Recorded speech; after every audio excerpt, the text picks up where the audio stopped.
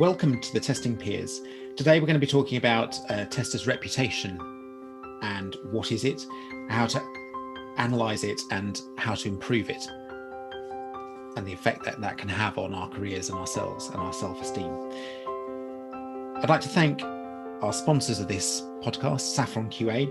They're a recruitment consultancy exclusively for the testing community, so they certainly helps us out both as testers and also us on the podcast, so we thank you very much for that. And the details are in the show notes. Tonight we have the full pack of testing peers. So we have Simon. Hello. Chris. Hello there. Russell. Hello. And myself, David. And I'll pass you over to Russell. Thanks, David. So I've been pondering for the last couple of weeks about things about myself and ways to improve and things we can do better, listening to kind of one of our podcasts on retrospectives. And it made me think a little bit about positivity and what we do that is positive and how we praise people and things like that. So I kind of wanted to use this moment to kind of trigger the testing peers collective brain power. So, an IQ combined of about 12. And ask you if you can remember back. So can you recall the last time you praised someone? So it's a question for you because I had to think, and it took me a minute or two to think about this myself. And I think praise is really important and we need to do more of it. Anyone who can remember the last time you praised someone? I think there's two levels of praise. There's kind of superficial reflex praise when you just go, yeah, you're awesome, you're really good. And as someone who's received that, sometimes you kind of think, maybe I'm not quite so sure that's the praise. So I think the last time I gave heartfelt praise was probably still only within the last week or so, where I was talking with a friend who's taken on it's not really a new role. They've moved teams because by virtue of teams moving around, and they've had a crisis of imposter syndrome. And they're not quite sure that they can do what is expected of them because of who the other tester in the team that they are coming into has done, what expectations are, how that's going to be framed. So in chatting to them, I just sort of said, look, when I worked with you, I appreciated the way you approached things, the way you saw the world, the way you were honest, the way you were forthright with those sorts of things. And those are qualities that maybe other people haven't necessarily seen who haven't worked with you, but I guarantee you, those are strong qualities that will be really good in your team. And I think they're really lucky to have you. Sounds good. I think, again, there is different levels of praise. I think there's definitely the positive reinforcement, especially with my two boys at home, trying to make sure that at least once a day you're telling them they're doing something well. And especially my eldest has real crisis of confidence with doing certain things. So it's good to try and reinforce that he is good at it, he is able to do it and praise him in that way. But equally, from a sort of more work context, I had a friend today that found out they're being made redundant, and I just made a point of telling them that they were always my star performer when they worked for me. I made the point of getting them transferred over from India to come and work for me in the UK, and I always fought their corner, always believed in what they could do, and just tried to reinforce the value that they can bring. And it's that feeling of when you give that praise to someone, it gives you that self-satisfaction as well, that you're almost passing the baton. You're making praise is like passing the good across to somebody else. Yeah. I also have praised people in the past week, and that has come out of a couple of things. So firstly, I've been in the middle of reviews for the group, so giving feedback to them. Often all of the group are awesome, and so therefore most of what I say has praise as part of that. But also praise sort of came out of conflict, and also with us all working from home, sometimes conversations and the sort of work-life balance, especially when now we're during another lockdown, can take a knock on people's personal mental health. And so therefore giving them praise and showing them that they do have self-worth certainly does help with that, and can hopefully improve and see that actually their actions are actually making the world a better place. No, that makes sense. For me, as I said, the original reason for doing this was all about kind of thinking and reflecting back on myself. I don't think I give enough praise. Possibly it's tester mindset or something else like that. I see criticism and I spot flaws far faster than I spot praise. So I got concerned when I couldn't think of anyone I praised today in that 24-hour period, because I think praise should be quite often, not, as Chris and Simon have said, various degrees. There's the taking someone aside and saying, right, mate, I've seen what you've been doing the last couple of weeks. Amazing work. Keep going. This is great. And there's that. And then there's feedback on the fly where someone shows you something. Oh, that's great. Really good work. And I had to think back, I think it was to Monday, when I had a colleague show me a presentation. And I took actual time aside to give some, not just, that's really good, I love what you've done there, I like the way you've done this, I like the way you've done that. I took time to give, rather than just praiseful words, but the positive feedback with it as well. And for once, not spot a hole or a flaw in it and avoid the sort of thing. And I find it quite interesting. I said, obviously, we want to talk about building personal brand, your personal sort of reputation. And I think one of the things that I like to think about and I would like to improve in mine is that sort of positive outlook versus criticism. So that's kind of one of the areas I'm trying to work towards. I guess to the rest of the peers, is there an area of your own brand you're working on? Or should we start by discussing maybe what we think personal brand is? Well, let's talk about what brand is first. Yeah. What we mean by that. Brand and reputation, I suppose, are the two different things we're talking about. Brand feels like a public thing. A reputation can be both public and internal. Well, our reputation can be a personal reputation as to how we are perceived by others and how others perceive us. That's the difference between the reputation and a brand. A brand is how others see us, and a reputation is building that. We have control over building our brand and how we are seen by others. And that can be on many different levels. You do and you don't, though. You've got control over starting your brand. You can't control how you're perceived by others. No, but you can try and influence it. You can try and influence it, but it's about a lot of things that you do and credibility, I guess. And you can also ruin your brand and your reputation by saying or doing things that might be seen as a good case in point is Donald Trump at the moment, isn't it? Brand Trump was always strong. Not in casinos. And how he has just sort of destroyed his presidency by a few loose words to incite a gang. Yeah, but it's amazing how easy it is to break a brand, isn't it? Or break a reputation. It doesn't take much and it can often be innocuous. I'm not using Trump as an analogy here or anything like that, but I think last summer we were talking about, but there was talk of sweatshops in Leicestershire and things like that. For clothing brand. Boo, there you go. And that damaged their brand quite significantly. It wasn't them, it was their subcontractors and so on and so forth. And it's easy to be impacted by the people that represent you. So, if you're organizing things and arranging things, it's not just what you do, it's what people that you work with that do. And obviously we're leaders, so our teams impact our reputations, not just the actions we do, the actions that people we work with do. Have any of you guys done a reputation audit? I have recently gone through Beth Marshall's reputation audit the last few days just to see where I fit in the sheet. Is a very good tool to self-reflect on where you're having successes, where you need to do more work if you want to expand your reputation, whether it be internally or externally with your managers, etc., etc. It's a really useful resource to try and have a go with. We'll put the link in the show notes so others can have a look at. But have any of you looked at it as well?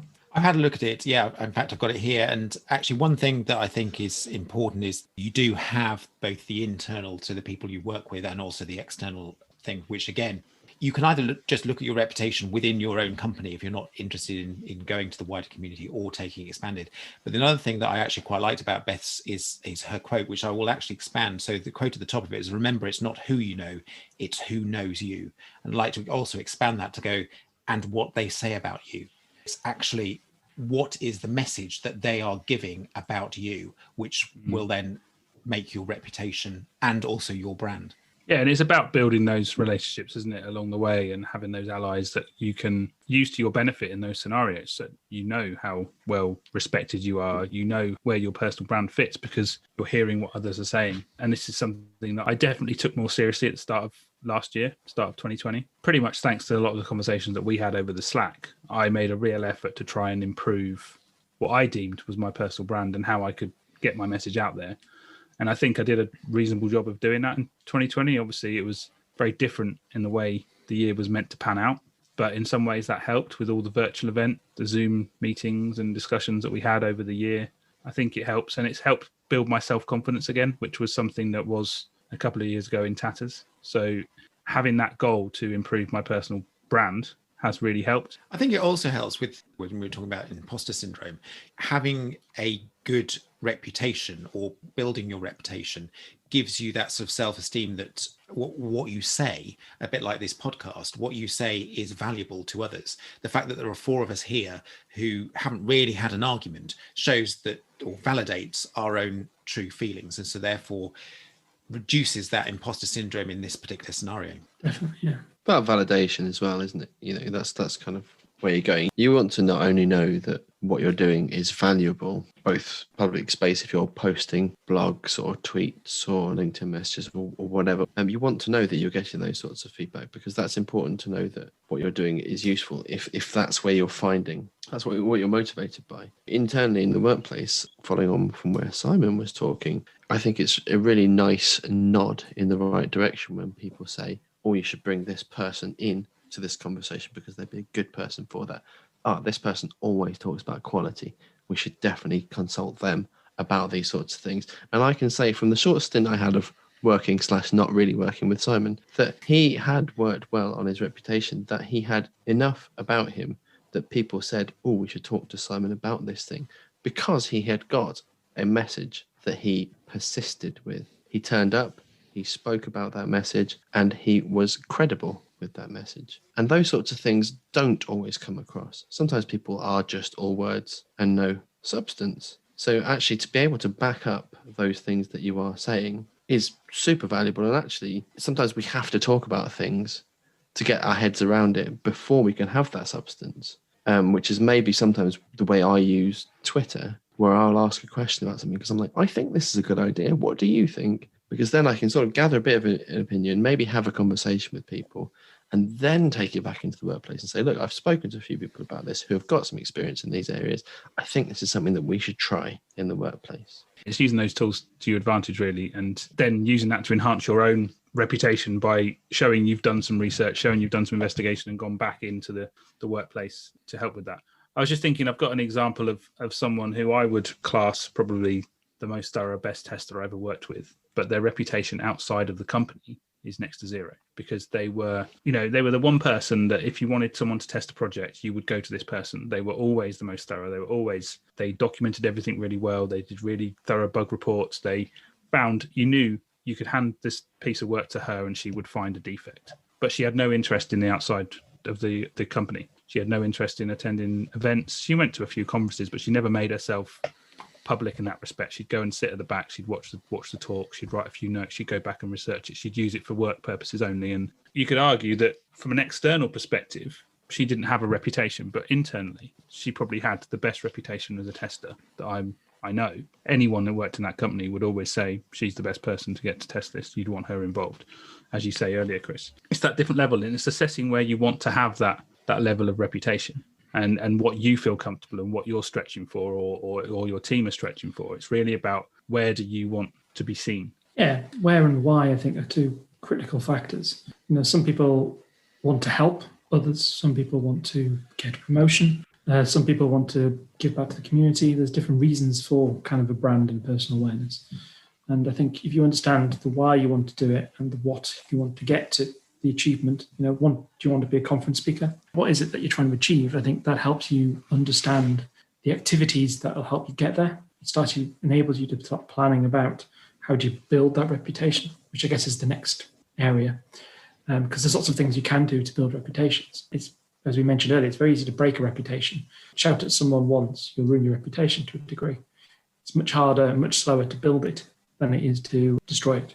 Well, or damage it, I should say, rather than destroy it. I was going to pick up on a couple of people's points. So Chris was sort of saying about in the workplace, and I think that one of the key things that can help a reputation is consistency. So consistency of message, consistency of execution, and consistency of, if you don't know something, of finding out and being helpful, basically. So making sure that you are a known quantity as to what you actually get. So you're creating this persona of yourself in that working environment. Picking up on the other point about whether you have a reputation or good reputation in the company and the reputation outside, again, it's a personal thing. And exactly as Russell said, what do you actually want to get out of it? If you are planning to stay at your company for a long time, and so therefore you may benefit a lot by just building your reputation, getting yourself known within the wider community, so people choose you to go on their projects, to enhance your career within the project. So therefore, when the people mention your name, you go, oh yes, they're a safe pair of hands, they're brilliant on that thing. And the wider community don't really need to know about it. What may happen though is, if you're trying then to market yourself in another role, the first thing that people often look for, they like to Google your name. They like to look at you on LinkedIn. They like to look at you on Twitter. People include those informations on their CV. And there are two sides to this. Firstly, if you hide yourself away, then you're an unknown quantity, which could put other potential people off because you don't know what's going to happen. But that could also work in your favor because they can ask you questions. They've got an added thing to actually ask you. On the other side, if you are very vocal on Twitter and LinkedIn and you go to lots of conferences and you talk at lots of conferences and everything else, then a future employee might go, well, they seem to be spending a lot of time doing these things. So therefore, how much time can they commit to actually doing the job? So we do need to think about exactly how much time and how much effort we put into it, because it can both help us, but it can also hinder us if we're looking for new positions. That's a very good point as well. You just mentioned the reputation is another thing that can be perceived differently by different people. So you may think, and some people may think, your reputation is great because you are like you say, a widely known conference speaker. You do lots of workshops, lots of conferences, lots of meetups, etc., etc. But there will be those companies that are not looking for that kind of person, that don't want someone that's going to be very showy outside of work and want someone that's going to be fully on it internally. And I've had discussions with people in the past where they've gone, well, we wouldn't hire someone like that because we just worry they wouldn't be doing work. They'd be using company time to build their portfolio and build their personal brand, and that's not what we want. There has to be space for both kinds of reputation. You can be seen as a very good worker, and I have to look back, I can only look at my own reputation. I'd like to think that all my external stuff is helping me improve internally and being a better tester, being a better leader internally. I do the external stuff to help the community, but also to improve myself. So my ultimate goal with my reputation is to improve myself, to be the best I can at what I'm doing internally. So it really, really has to play in for that as well. So if I was going for a role and someone said to me, well, I'm not going to hire you because I can't validate whether you're actually going to be good at the job because you spend so much time doing the external stuff, that would really hit me hard. And I'd have to really push back to try and prove that that's not what they need to worry about. It's a difficult thing because you need to be confident that your reputation is the right reputation to get you where you need to go. But equally, you have to be understanding that different people will perceive it in different ways. I got told on an exit interview by my old boss that he always knew I was going to leave because I was so good at building my personal brand, which I found interesting because it's the first I knew that he thought I had one. I didn't really think I had one beyond trying to use the same handle on everything.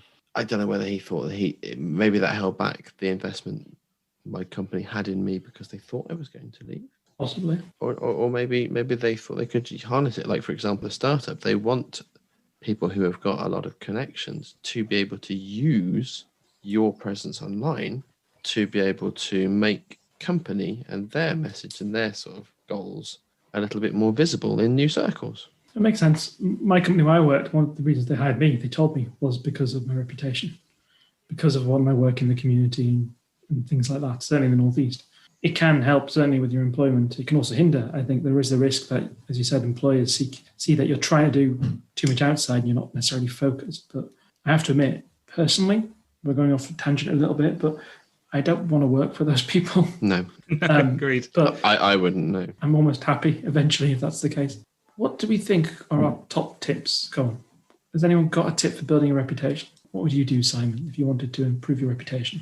I think to start with, it's knowing where you want to go, what you want your reputation to be built into. So, as I said, mine was to better myself internally, give myself more confidence, try and get to a point where I suffer from imposter syndrome less, so that I feel confident in what I'm doing. So I would say once you've worked out what your goal is, then look at activities that will help that. And mine was get more involved with the community, do the meetups, be involved on Twitter, be involved on the club, on MOT, find a way to interact with more people, learn more things, and try and take stuff back through to your day-to-day job to try and build that up. But it really is about having checkpoints to understand where you are as well, finding ways to talk to people about how they perceive you're doing. And that sounds a really, really weird thing to be doing, because I don't want to be going out to the community going, hey guys, what do you think of me? Because that's just especially on social media, it's the wrong thing to be doing. But it's finding those subtle ways of getting feedback, after a talk or after you've had a chat with someone, just put the question out there of, was that okay? Did I help you there? And then you get that feeling of, okay, I'm doing something good here. If they say yes, yeah, actually that was really useful. That would be my tips.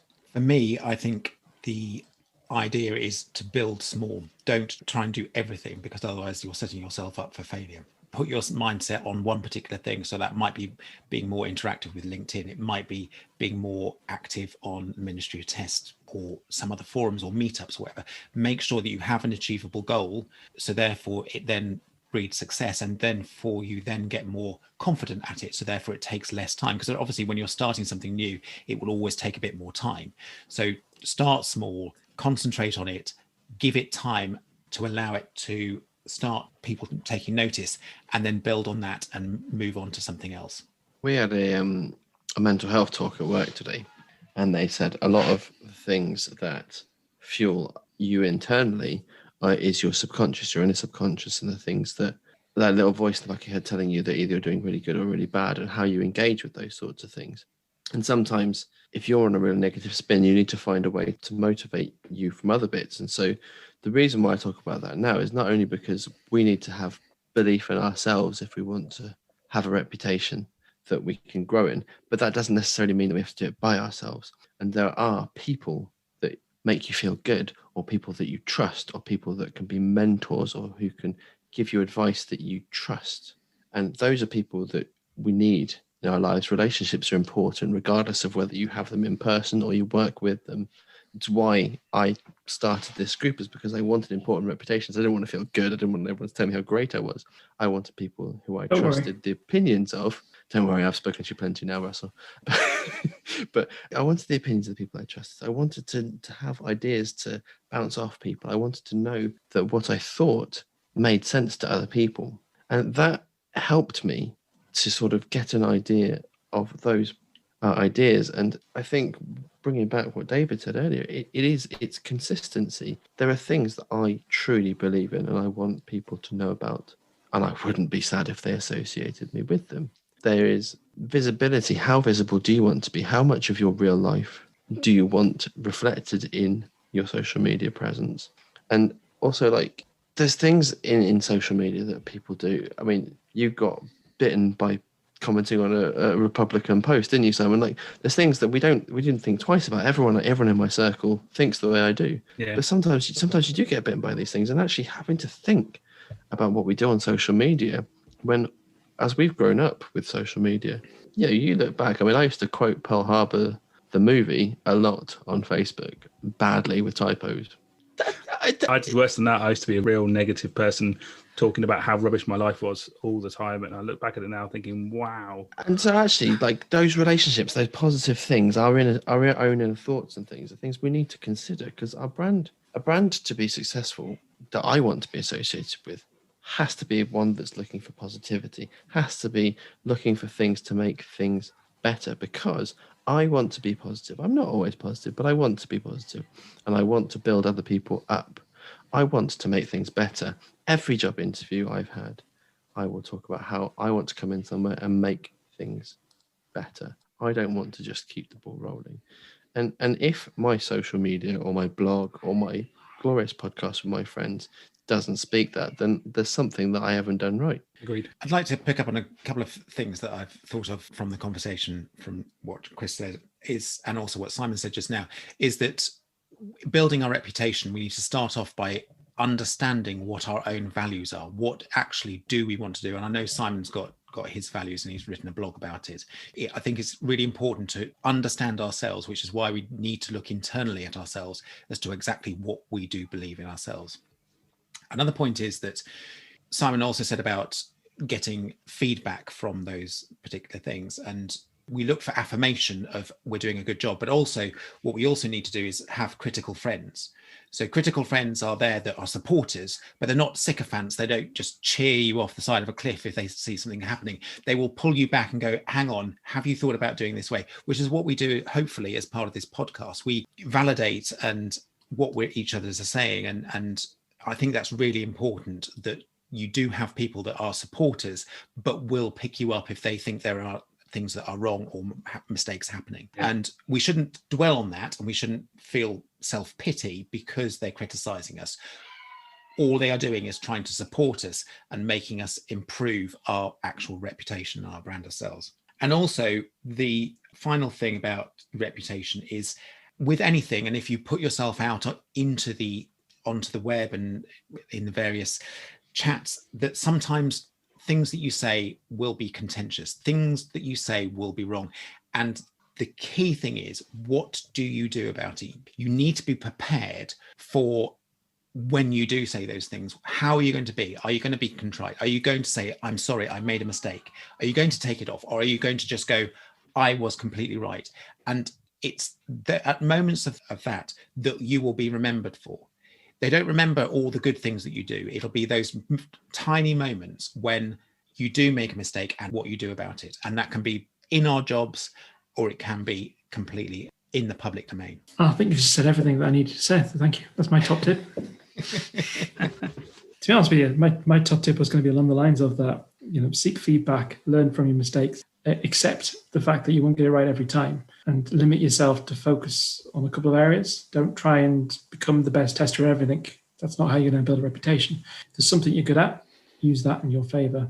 But yeah, as you said, you will annoy people on the way, and it's how you respond. I know some great testers that don't respond well to feedback. They're not got a good reputation because of it. It's how they respond that I think actually is almost how they're measured now, their reputation. Their reputation is, oh yeah, but if you say something wrong, rather than they're really good at, they know their ins and outs. Just they can't handle feedback. And guess what? In software, feedback is pretty common in everything we do. We know we're testing things, we're giving feedback to other people on how it works, how it doesn't work. If we can't handle that feedback, it will badly impact your reputation. So if you're not good with that, definitely work on how you handle criticism, feedback, improvements. It doesn't matter how much you're in the Twitter or anywhere else. If someone says boo to you, which they will on Twitter, how you respond will be very important. I think you're right. And again, as Chris mentioned, this group, I think you have several times challenged me on my scattergun approach and helped me channel myself into a more direct response or direct action on things. And that's helped shape my personal brand, my reputation, our reputation as a group. I remember a few times where we've talked about stuff, doing things from the podcast or from the testing peers, and we've challenged each other because we're not sure that's the right thing to do or how it's going to be perceived by others. And that's important. The fact that we challenge each other and are accountable has helped to improve the standing that this podcast has got to where we are now from what we started, and where we hopefully continue to grow over the next while. We've created a common group brand, never mind our individual brands. We are more than individuals now. I guess the only thing I would throw in is just being willing to change your mind. While I sometimes agree that being stubborn is a good quality, I don't think being stubborn for the sake of it is good. And there have been plenty of times when I have changed my mind based on experiences, conversations, people, new evidence, all those sorts of things. And I think it shows better on you, good bit of English, if you actually see the facts and you alter your opinion if someone comes at you in a respectful dialogue along those sorts of lines. Like I flip-flopped on thoughts on automation, which we'll get into another time, as an example of those sorts of things. I think that's true. However, I do think that you shouldn't change your mind too often, because otherwise I think that shows inconsistency. Well, I think that's probably enough of our tips and our experiences on building our reputation. Hopefully you found that useful. If you have any thoughts or opinions on how best to build a reputation, then please do get in touch at Testing Peers on most of the social media channels, Twitter, LinkedIn, Instagram, or email us at ContactUs@testingpeers.com. If you feel like supporting us, we have a patreon.com/testingpeers. And thank you very much to our sponsor, Saffron QA. Appreciate everything they do to support us.